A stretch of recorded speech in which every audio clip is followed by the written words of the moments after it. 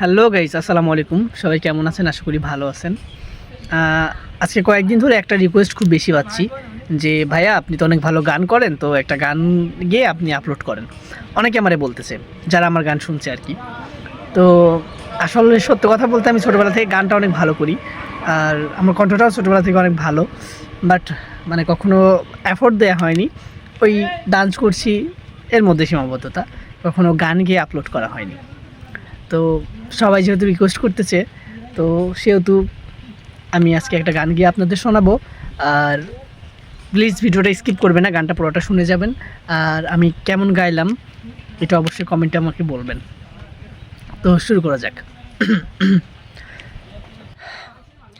যার জন্যে ঘর বানাইলাম, সে রইল না ঘরে, সে ঘর নিল কাল বৈশাখী ঝড়ে।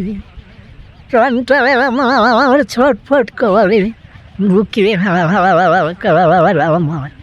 ভালোবাসার ময়না পাখি এখন জানি কার আমার, ভালোবাসার ময়না পাখি এখন জানি কার। আরও গাইবো নাকি?